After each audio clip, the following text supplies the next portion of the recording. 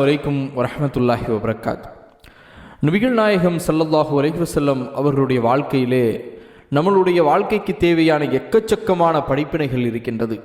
ஒரு மனிதரிடம் எப்படி நடந்து கொள்ள வேண்டும், ஏழைகளிடம், அனாதைகளிடம், தாய் தந்தையிடம், மனைவியிடம், உறவினர்களிடம், நண்பர்களிடம் எப்படி நடந்து கொள்ள வேண்டும் என்பதற்கான ஏராளமான உதாரணங்கள் நபிகள் நாயகம் ஸல்லல்லாஹு அலைஹி வஸல்லம் அவர்களுடைய வாழ்க்கையிலே கொட்டி கிடக்கிறது. அதையெல்லாம் பின்பற்றக்கூடிய மக்களாக நாம் அனைவரும் இருக்க வேண்டும். அருமை சகோதரர்களே, இப்பொழுது நபிகள் நாயகம் ஸல்லல்லாஹு அலைஹி வஸல்லம் அவர்கள் 3 விஷயங்களை நம்மை செய்ய சொல்லியிருக்கின்றார்கள்.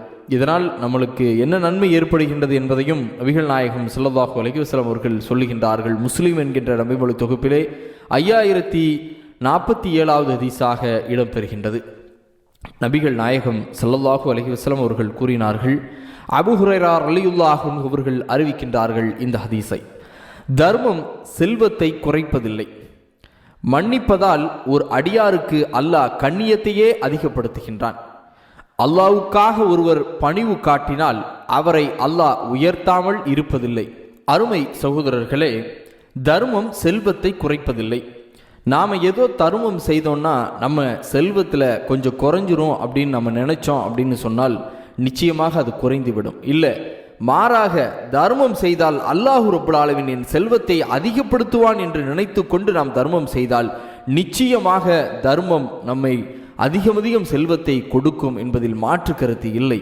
நீங்கள் மிகப்பெரிய செல்வந்தர்களை, அல்லாஹ்வுக்காகவே தர்மம் செய்யக்கூடிய அந்த செல்வந்தர்களை நீங்கள் நெருங்கி அவர்களிடம் விசாரித்தால், நான் அதிகம் தர்மம் செய்கின்றேன், எனக்கு அல்லாஹ் ரப்புல் ஆலமீன் அதிகம் செல்வத்தை கொடுத்து கொண்டே இருக்கிறான் என்றுதான் சொல்லுவார்கள். ஏனென்றால் குர்ஆனும் ஹதீஸும் அதைத்தான் நமக்கு போதிக்கின்றது. நீங்கள் தர்மம் செய்தால் உங்களுடைய செல்வத்தை அதிகப்படுத்துவேன், மாறாக குறைக்க மாட்டேன் என்று அல்லாஹ் ரப்புல் ஆலமீன் குர்ஆனிலேயும் கூறுகின்றான். நபிகள் நாயகம் ஸல்லல்லாஹு அலைஹி வஸல்லம் அவர்களும் கூறுகின்றார்கள்.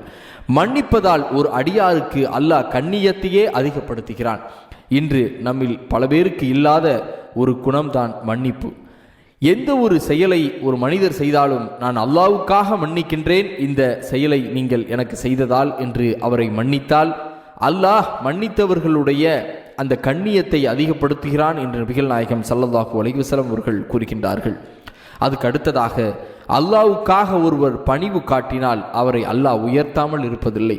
ஒரு சில இடங்களில் நாம் பணிவோடு, அல்லாஹ்வுக்காக பணிவோடு இருக்க வேண்டும். உதாரணமாக, பள்ளிவாசலிலே நுழைந்தால் பணிவு காட்ட வேண்டும்.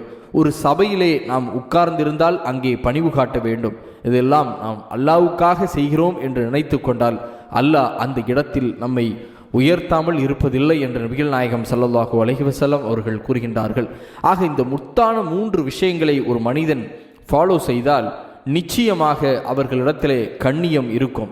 சமூகத்தில் கண்ணியமான மனிதர்களா உங்களையும் என்னையும் அல்லாஹ் ரப்புல் ஆலமீன் ஆக்க வேண்டும். இந்த நேரத்தில் துஆ செய்கிறேன்.